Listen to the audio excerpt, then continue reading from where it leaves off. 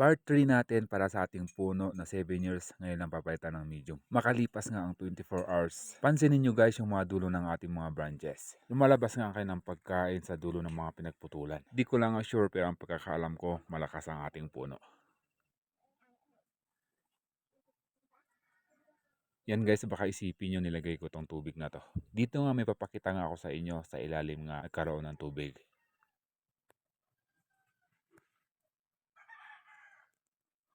So yan guys, oras na para alisin natin ang medium nitong ating puno. Nang mapalitan ng bago at makapagbawas na rin ng mga ugat.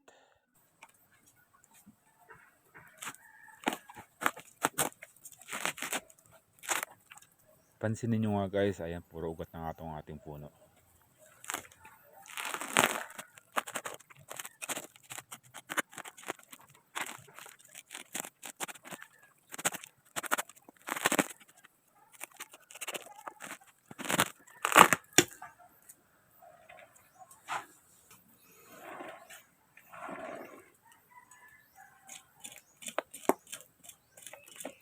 Ngayon, subukan muna natin anisin ang kanyang training pot.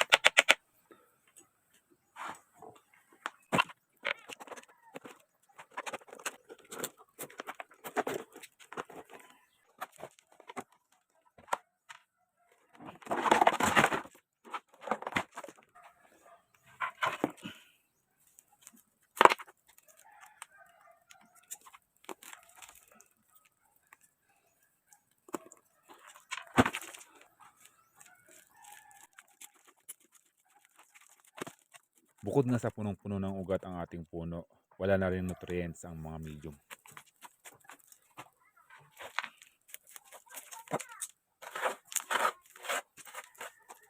Sa puntong to, nahihirapan na tayong alisin ang medium sa mga ugat. Kinakailangan na natin itong basahin ng tubig.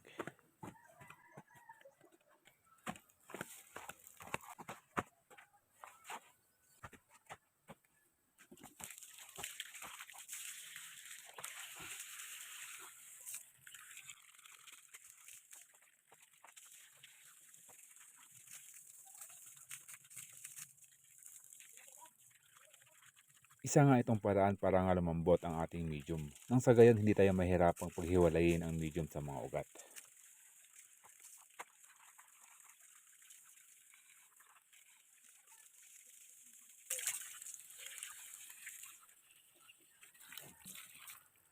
Dito nga guys, ayan nakapagbawas na nga tayo dito ng ilan sa kanyang mga ugat. At ganito nga ang mangyayari sa inyong puno kapag 7 years kayong hindi nagpalit ng lupa at nagbawas ng ugat.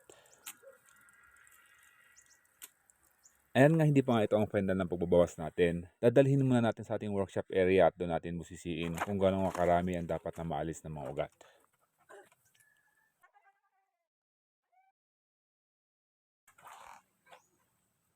Para nga sa size ng ating puno, sobrang kapal at dami pa itong kanyang mga ugat. Kaya naman magbabawas pa tayo dito ng marami.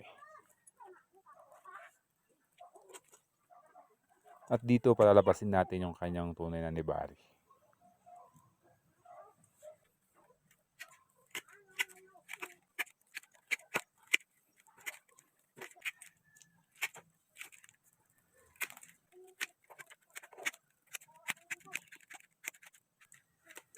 Sa mga materialis pala guys ng mga azalea, hindi naman sila ganoon kasela. Kaya naman mas mabuting alamin natin ang mga ugali ng ating mga materialis. Dahil hindi lahat ng puno kaya ang ganitong klaseng pagbabawas. Matapos naman nating bawasan ang kanyang mga ugat, dito hahanapin natin yung kanyang magandang tayo. At sa ilalim naman tayo magbabawas para nga may i-balance ang kanyang tayo.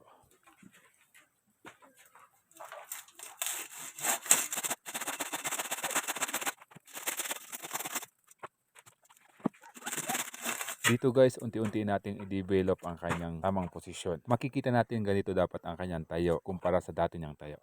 So sa next step naman tayo, napansin natin na medyo madumi ang puno. Lilinisin muna natin gamit ang brush.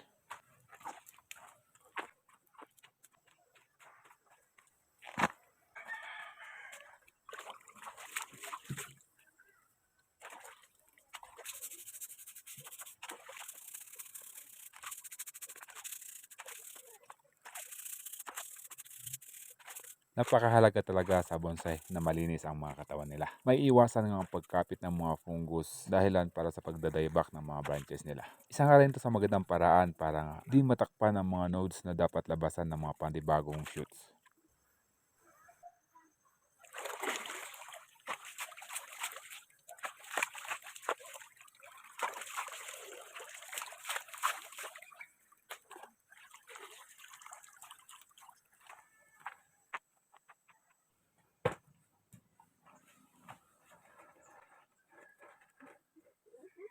So ayan, ito na yung ating materyales na azalea. Nabawasan na natin ng mga ugat at malinis na rin ang kanyang mga katawan.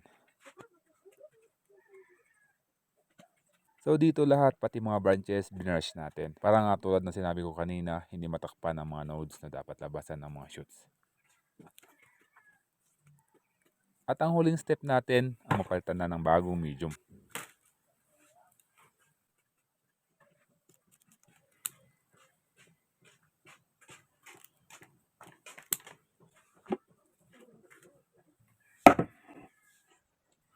So dito nga naisipan pa rin natin ganito pa rin ang ating gagamiting training pot. Masyado na kasing malaki kapag yung batya pang gagamitin natin.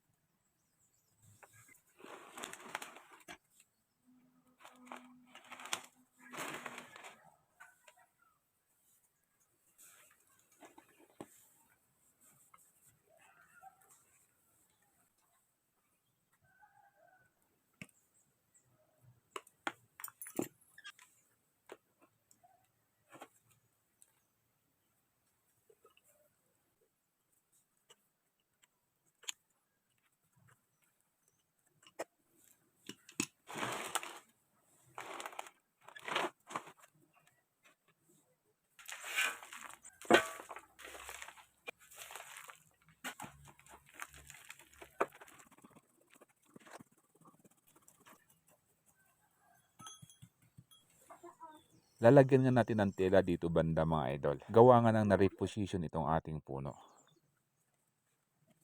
So mapapansin nga natin medyo umangat itong ugat dito sa bandang kanan. Kaya naman nilagyan natin ng tela ang sa gayon upang magdidig tayo hindi lalabas ang ugat nito. So dito gagamit pa rin tayo ng ating rooting hormone na NAA para matulungan ang mga ugat at 100% tayong sure na mabubuhay ang ating materyales. At ngayon naman, ididilig nga natin to sa ating puno.